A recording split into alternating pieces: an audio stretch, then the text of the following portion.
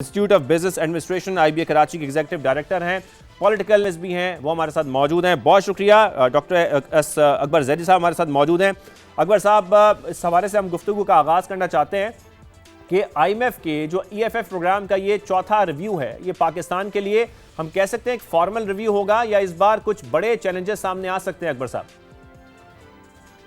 اس سے پہلے والا ہوا تھا اور اس کے بعد جو بجٹ آیا تھا وہ لگ یہ رہا تھا کہ اس میں ذرا سختی وغیرہ کی جائے گی، لیکن ایسا نہیں تھا. اور میرے خیال ہے کہ جو بھی نیگوشیشنز آئی ایم ایف سے ہوئی تھیں اور یہ بار بار ہمیں بتایا گیا تھا کہ بجٹ میں کچھ چیزیں خاص طور پہ آئی ایم ایف کے اجازت سے ہوں گی، یا پھر اگر وہ اجازت نہیں دیں گے تو وہ نہیں ہوں گی. تو وہ میرے خیال سے ٹھیک سے گزر گیا تھا، اور بجٹ جو آیا تھا بہت سارے لوگوں کے لیے ذرا بہتر تھا جو ایکسپیکٹ کر رہے تھے، کیونکہ اس حکومت سے نہیں ایکسپیکٹ کر رہے تھے بہتر ہوگا. تو مجھے لگتا ہے کہ اس کے بعد سے بظاہر کوئی خاص فرق نہیں پڑا ہے، نہ معیشت میں، نہ جو آپ صحیح کہہ رہے ہیں ڈیٹ ہمارا بڑھتا جا رہا ہے، قرضے بڑھتے جا رہے ہیں، لیکن اس کے علاوہ کوئی خاص کوئی تبدیلی نہیں آئی ہے. تو مجھے لگتا ہے کہ یہ اس میں کوئی انلیس کوئی ایسی چیز ہے جس کے بارے میں ابھی تک پتہ نہیں ہے کہ کیا صحیح ڈسکس ہوگا، تو کوئی ایسا کوئی ایشو ابھر کے صحیح. اکبر صاحب، یہ جنوری سے جون 2026 کی جو اکانومک پرفارمنس ہے اس کو دیکھتے ہوئے آپ یہ سمجھتے ہیں کہ پاکستان آئی ایم ایف کی جو اہم شرائط ہیں وہ پوری کرنے کی اس وقت پوزیشن میں ہے؟ دیکھیں، پہلی بات تو یہ کہ آئی ایم ایف کے پاس جانا ہی ایک اظہار ہوتا ہے کہ ہماری معیشت بہت برے حال میں ہے، آپ آ کے ہمیں بتائیں، ہمیں بچائیں، ہماری مدد کریں اور ذرا اتنے پیسے دے دیں قرضے کے طور پہ جو واپس دیے جائیں گے. تو آئی ایم ایف اگر پیسے دینے کے لیے تیار ہے، قرضہ دینے کے لیے تیار ہے، وہ اپنی شرائط سامنے رکھتا ہے. تو جب تک وہ شرائط مانی نہیں جائیں گی تو وہ قرضہ نہیں ملے گا. تو ہمارے ساتھ یہ 24 دفعہ ہو چکا ہے، 24واں پروگرام ہے یہ. تو یہ ہم عادی ہو گئے اور آئی ایم ایف بھی عادی ہو گیا. مجھے لگتا ہے کہ اس دفعہ ذرا جس طرح آئی ایم ایف کا پروگرام چلایا جا رہا ہے اور جس طرح اس سے ان کے جو کیا کہہ ڈیمانڈس کہہ لیں، تجاویز کہہ لیں، جو آپ کہنا چاہتے ہیں، میرے خیال ہے اس پہ عمل زیادہ کیا جا رہا ہے.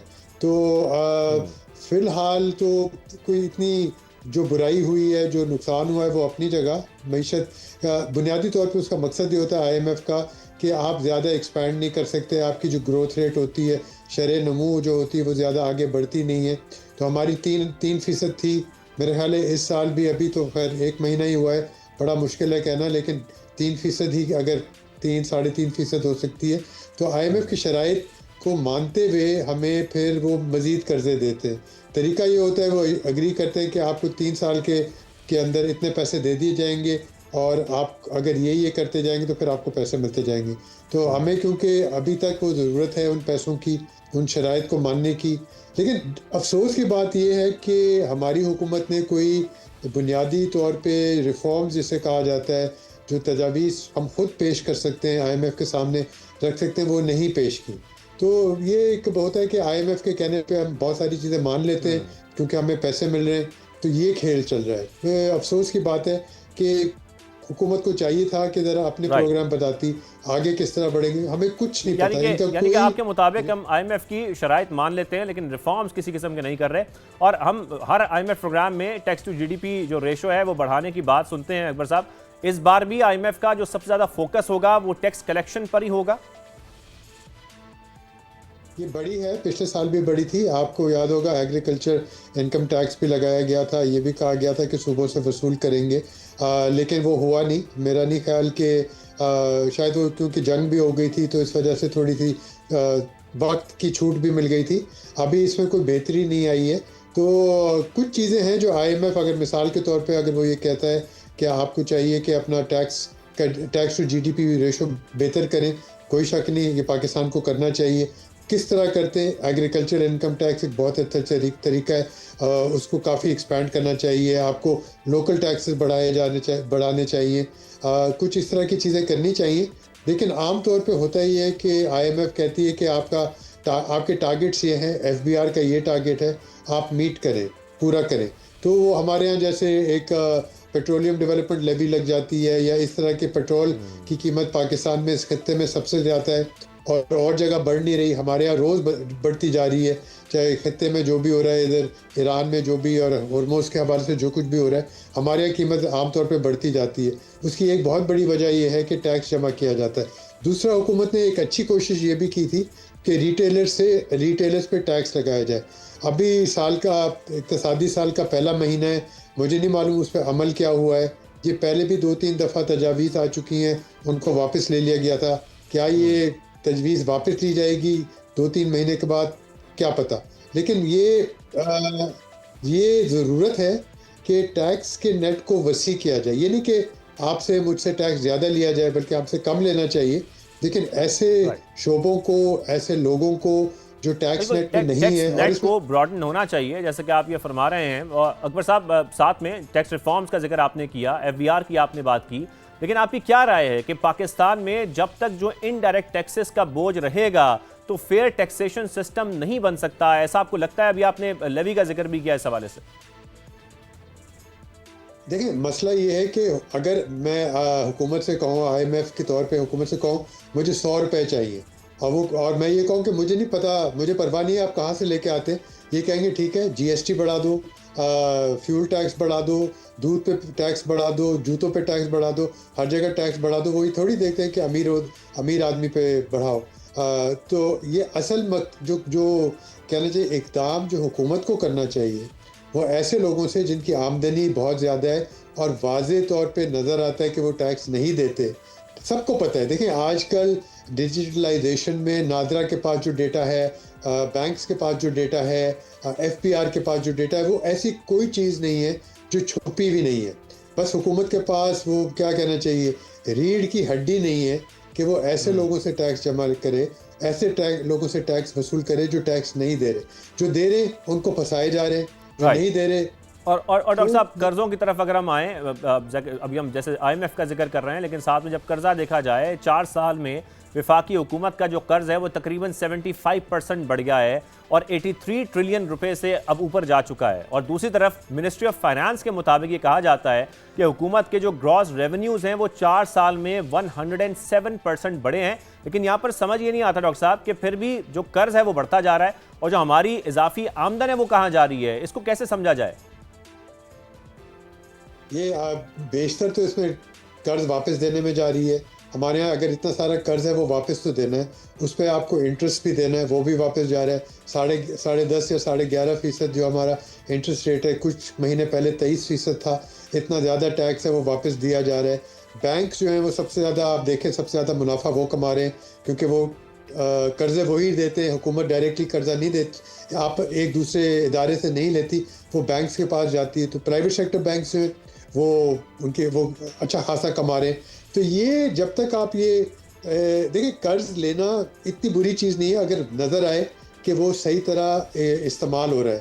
اگر ہمیں نظر آئے جو حکومت قرض لے رہی ہے, کسی سے بھی لے رہی ہو, چاہے آئی ایم ایف سے لے رہی ہو یا ہمارے بینک سے لے رہی ہو یا آپ سے اور مجھ سے لے رہی ہو, وہ اگر اس پہ خرچ کر رہی ہے, اگر سڑکیں بہتر ہو رہی ہیں, بجلی کا نظام بہتر ہو رہا ہے, پانی, اسکول, صحت وغیرہ جو بنیادی چیزیں ہیں اگر وہ بہتر ہو رہی ہیں, تو لوگ ٹیکس دینے کے لیے بھی تیار ہوتے ہیں اور قرض کا بہتر استعمال بھی ہوتا ہے. ہمارے یہاں ایسا ہو نہیں رہا. ہمارا قرض جو ہے وہ پچھلے قرضے پورے کرنے کے لیے ہو رہا ہے, اور ہماری جو مشینری ہے حکومت کی, جو نظام ہے اس کو چلانے میں زیادہ پیسہ بہت امپورٹنٹ بات ہے. جیسے کہ آپ فرما رہے ہیں کہ قرض دینا برا نہیں ہے, لیکن اس کا پروڈکٹیو وے میں استعمال ہونا بہت ضروری ہے. اور اگر وہ قرض عوام پر لگ رہا ہوتا تو پھر کس کو ظاہر اعتراض ہوگا. یہ بات بالکل ٹھیک ہے. لیکن ڈاکٹر صاحب, یہ جو فیڈرل ڈیٹ میں ابھی آپ نے ذکر کیا ڈومیسٹک ڈیٹ کا, وہ تقریباً 59.5 ٹریلین روپے تک پہنچ چکا ہے, یہ بتایا جا رہا ہے, جو اعداد و شمار سامنے آ رہے ہیں. اور یہ پرائیویٹ سیکٹر کی جو بوروئنگ ہے یا انویسٹمنٹ ہے, ظاہر ہے پھر اس کو کراؤڈ آؤٹ نہیں کر رہا, آپ سمجھتے ہیں؟ یہ کراؤڈنگ آؤٹ بالکل ہو جاتی ہے. کراؤڈنگ آؤٹ کا بنیادی مقصد یہ ہوتا ہے کہ اگر حکومت ہی سارا جو لیکویڈیٹی ہوتی ہے, جو پیسہ مارکیٹ میں ہوتا ہے, اگر حکومت ہی وہی لیے جا رہی ہے, تو پھر جو عام تو خیر نہیں, جو خاص جو پرائیویٹ سیکٹر کی انٹرپرائزز ہیں, جو بڑی کمپنیاں ہیں جو قرضہ لینا چاہتی ہیں, پرائیویٹ سیکٹر کریڈٹ جس سے کہا جاتا ہے, وہ رہتا نہیں ہے. 100 روپے میں سے اگر 80 روپے یا 85 روپے اگر حکومت پرانے قرض کے لیے اور اپنا نظام چلانے کے لیے اگر وہ مزید قرض لیتی ہے, تو جو 12 یا 15 روپے 100 روپے کے جو بچ جاتے ہیں, تو وہ پھر پرائیویٹ سیکٹر کے پاس جاتا ہے جس میں وہ آگے اس کو انویسٹ کر سکتے ہیں. ہمارا انویسٹمنٹ عام طور پہ جو آپ کا بھی سوال ہے اور جو بات ہوتی ہے tax to G D P ratio پہ ہوتی ہے کہ 10% ہے 10.5% ہے, لیکن سب سے سنگین بات یہ ہے ہمارا investment to G D P ratio ہے, جو یعنی کہ نئے ترقیاتی کام جو ہوتے ہیں, نئے جو کیا کہتے ہیں امپلائمنٹ کے لیے جو ہوتے ہیں, روزگار بڑھانے کے لیے جو نیا انویسٹمنٹ ہوتا ہے, وہ پچھلے 50 سال میں سب سے کم ترین ہے. تو اگر یہ حال ہے ہماری معیشت کا تو آگے نہیں بڑھے گی, چاہے وہ آئی ایم ایف ہماری مدد کرے یا ہماری حکومت کہیں سے قرضہ لے کے آئے, تو ہماری معیشت پھنس گئی ہے. اس بات کو ہم ایسے سمجھتے ہیں کہ ظاہر ہے جیسے کہ آپ ذکر کر رہے ہیں 50 سال میں اگر اس طریقے سے ہم ڈاؤن ہی جا رہے ہیں, ڈکلائن کی طرف جا رہے ہیں, انویسٹمنٹ نہیں ہوگی, کوئی ڈیولپمنٹ کے کام نہیں ہوں گے, روزگار پیدا نہیں ہوگا, تو پھر عوام کے لیے مسائل تو مسلسل اسی لیے بڑھتے جا رہے ہیں. معیشت میں ہم جتنا مرضی یہ کہتے رہیں کہ ہم اسٹیبلٹی کی طرف جا رہے ہیں. ابھی ریسنٹلی میں ایک اور آپ سے ایک اہم معاملہ اس پہ کچھ آپ کا ریویو جاننا چاہتا ہوں. ابھی ریسنٹلی ہم نے دیکھا سماج سے گفتگو میں ہی وفاقی وزیر جو کیسر احمد شیخ صاحب ہیں, انہوں نے یہ کہا کہ 18ویں ترمیم کامیاب نہیں ہوئی اور نئے یونٹس بننے چاہیے. یہ جو معاملہ ہے این ایف سی میں ایک بڑا حصہ جاتا ہے, ظاہر ہے ڈیٹ سروسنگ میں ہمارا بڑا حصہ جاتا ہے بجٹ کا, اور جو وفاقی حکومت ہے وہ ایسے شعبوں پر خرچ کر رہی ہے جو صوبوں کے ہیں, اور یہ فسکل کرائسس سے باہر آ سکیں گے کچھ سال میں ہم, آپ کو لگتا ہے, یا یہ جو سائیکل ہے یہ مسلسل ایسے ہی چلتا رہے گا, ایک وشیس سائیکل یہ بن چکا ہے؟ اچھا, یہ جو کہا جاتا ہے کہ 18ویں ترمیم ناکام ہو گئی ہے, پتہ نہیں کس حد تک صحیح ہے. میرے خیال ہے بہت سی ترامیم اور بھی ہیں جو ناکام ہو گئی ہیں, اور یہ پولیٹیکل اکانومی کا مسئلہ ہو جاتا ہے کہ کیا صحیح ہے کیا نہیں ہے, کتنے صوبے ہونے چاہیے, کتنے اختیارات ہونے چاہیے صوبوں کے پاس, اور صوبوں سے نیچے لوکل گورنمنٹ کے پاس کتنے اختیارات ہونے چاہیے. میرے خیال ہے یہ اتنا سمپل سی بات نہیں ہے کہ این ایف سی آپ بدل دیں. میرے خیال ہے اگر آپ N F C National Finance Commission میں جو حساب کتاب ہوتا ہے اس کو بدلتے ہیں, لیکن آپ کو پروونشل فائنانس کمیشن بنانے کی بھی ضرورت ہے کہ کیا سارے پیسے کراچی میں یا لاہور میں یا جو صوبائی حکومتیں, صوبائی جو دارالخلاف ہیں, پیسے وہاں خرچ ہوں گے. سدرن پنجاب کا حال آپ دیکھ لیں, وہ بہت راجن پور اور لاہور اور جہلم میں بہت فرق ہے. اسی طرح کراچی اور دادو میں اور جگہ جو آپ ڈیولپمنٹ دیکھیں, کوئٹہ کے باہر آپ کہیں پہ بھی بلوچستان میں جائیں آپ کو اسکول, ہسپتال, سڑکیں, پانی وغیرہ نہیں ملے گا. پشاور خیبر پختونخوا کی حالت تھوڑی بہتر ہے کیونکہ وہ تھوڑا کیا کہنا چاہیے امیلگمیٹڈ ہے, ادھر راستے اتنے مشکل نہیں. لیکن اگر آپ کرک چلے جائیں, سدن خیبر پختونخوا چلے جائیں, آپ کو ایسے اضلاع ملیں گے جہاں ترقی نہیں ہوئی. تو اگر آپ یہ ضروری ہے کہ صوبے بھی اپنے اختیارات دیکھیں. اس وقت صوبوں کی حالت بہت بہتر ہے, فائنینشلی بہت بہتر ہے 18ویں ترمیم کی وجہ سے, این ایف سی کے ایوارڈ کی وجہ سے. لیکن صوبوں کو چاہیے کہ جہاں آپ سمجھیں کہ کم ترقی ہوئی ہے وہاں پہ زیادہ اخراجات وہ لے کے جائیں, زیادہ خرچ کریں. تو یہ نظام چاہے جو بھی ہو جمہوری ہونا چاہیے, عوامی اس میں رائے ضروری ہونی چاہیے, اختیارات بڑھانے چاہیے صوبوں کے پاس اور نچلے یونٹس کے پاس. وہ بات کی بات ہے کہ چاہے نئے صوبے ہوں یا لوکل گورنمنٹ کو اختیار ہو یا نیشنل فائنانس کمیشن میں تبدیلی کی جائے. میرے خیال ہے یہ ساری چیزوں کو سامنے رکھتے ہوئے اور صوبوں کی رائے بہت ضروری ہے. یہ اوپر سے حکم نہیں آنا چاہیے کہ ایسا کرے ویسا کرے. صوبے جب تک رائے نہیں دیں گے تو وہ ٹھیک ٹھیک